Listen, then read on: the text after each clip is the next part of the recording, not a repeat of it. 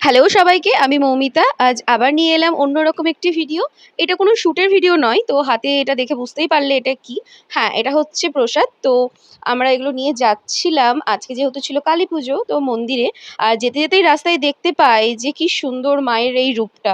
মানে কেউ হয়তো নিয়ে যাচ্ছিল। আর এইরকম রাস্তায় আমরা অনেক দেখেছি আজকে। মানে একটু যেতে না যেতেই দেখছি কেউ না কেউ মা কালীকে নিয়ে যাচ্ছে। তো দেখে বুঝেই গেছো আজকে কোথায় এসেছি। হ্যাঁ, আজকে আমরা এসেছিলাম বিষ্ণুপুর কালীবাড়িতে। তো আজকে মায়ের পুজো আর মায়ের কাছে মেয়ে আসবে না তা কি হয়? কোনোদিনই হয় না। তো এই যে সনদীপ বাইকটা রেখে এখানে কিছু কেনাকাটা করছিল। আর মায়ের মন্দিরের সামনেই কিন্তু তোমরা সবকিছু পেয়ে যাবে। তো সেটাও আমি দেখিয়ে দিলাম। তো প্রথমেই এসেছিলাম বিষ্ণুপুরে, তারপরে আরও জায়গায় যেতে হবে আমাদের। তারপরে এই যে মন্দিরে ঢুকে পড়েছি আর দেখো আজকে কত ভিড়। ভিড় তো হবেই, কিছু তো করার নেই। তো দেখতে পাচ্ছ যে সনদীপ দাঁড়িয়ে আছে, কতটা লাস্টে দাঁড়িয়েছিলাম আমরা। তো এই যে কালকে এখানে রঙ্গোলি দেওয়া হয়েছিল সেটারই আমি ভিডিও নিচ্ছিলাম। আর ওখানে পুজো চলছে, তারপরে আমাদের পুজোটা শুরু হবে।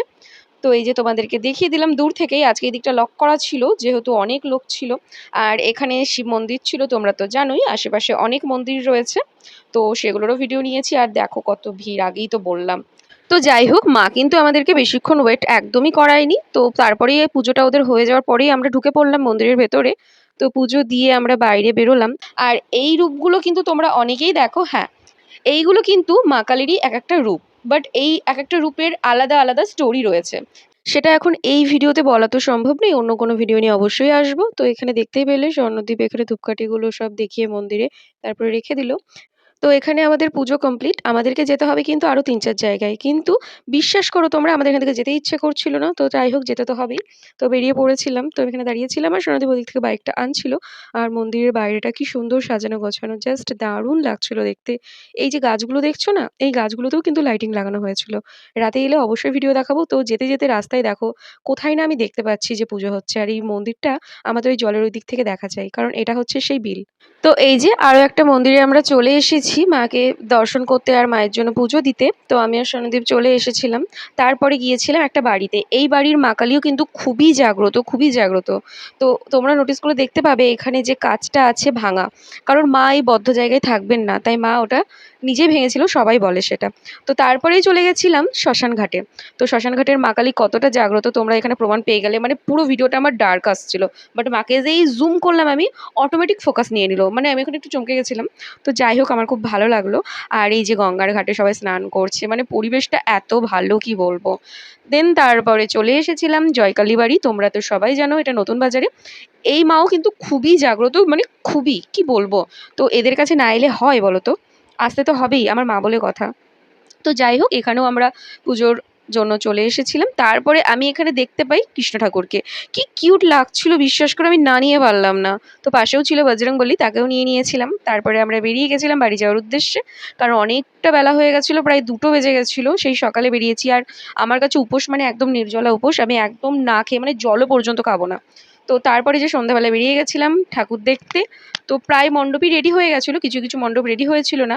তো বুঝতেই পারছো এদিকটা দেখে কোথায় যাচ্ছি আমরা। হ্যাঁ, আমরা যাচ্ছিলাম গোড়াবাজারের দিকে।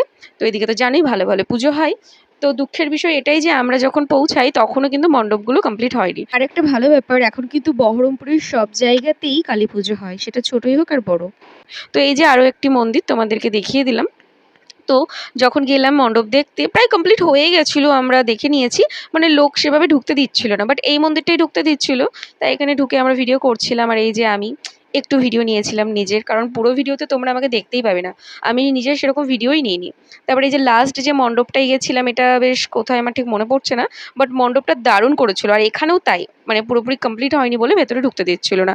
কিন্তু আমি তো ভিডিও নেবই, তাই আমি জুম করে একটু মায়ের ছবিটা নিয়ে নিয়েছিলাম। এই যে দেখতেই পাচ্ছ ভেতরে কাজ চলছে। তো তারপরে এই যে আমি বিষ্ণুপুরের ওই দিক দিয়েই যাচ্ছিলাম। তো দেখো রাতে কি ভিড়। আর এসেই বললাম না গাছগুলোতে লাইটিং লাগানো হয়েছে, দেখো কি দারুণ লাগছিল। আর এটা ছিল আমাদের লালদিঘির ওখানে। তো এটা এখনো কমপ্লিট হয়নি, তো এটা হয়ে যাবে। আজ আবার যাব ভেবে রেখেছি, তো গেলে অবশ্যই ভিডিও করব। আর এই হচ্ছে আমাদের সেই সান্টা ফোকিয়া ক্লাব, যেখানে প্রত্যেকবার কিছু না কিছু ইউনিক করে। এবার হয়েছিল থিম সিপাহী বিদ্রোহ, তো সেটারই একটা ভিডিও নিয়েছিলাম। আর এখানে পুরোপুরি কমপ্লিট হয়েছিল না বলে ঢুকতে দিচ্ছিল না, তো আজ গেলে অবশ্যই ঢুকতে দেবে, কোনো অসুবিধাই হবে না। তোমরা সবাই যাও দেখতে, সামনে থেকে কিন্তু দারুণ লাগছে। আমি জানি না ভিডিওতে কতটা নিতে পেরেছি, কিন্তু সত্যি বলছি দারুণই ছিল। তো তারপরে আমি চলে এলাম বাড়িতে। তো আজকের মতো ভিডিওটা এখানেই। আর বাড়িতে এসে বাড়ির একটু ভিডিও নেওয়া না তা কি হয়, এটা ছিল আমাদের মন্দির, তোমাদের দেখিয়েই দিলাম। আর একটু টুকটাক আমরাও সাজিয়েছিলাম। তো ভিডিওটা ভালো লাগলে অবশ্যই একটা লাইক কমেন্ট শেয়ার করে দিও। যাই হোক, আজকের মতো ভিডিওটা এখানেই, আবার দেখাবো অন্য কোনো ভিডিওতে। টাটা।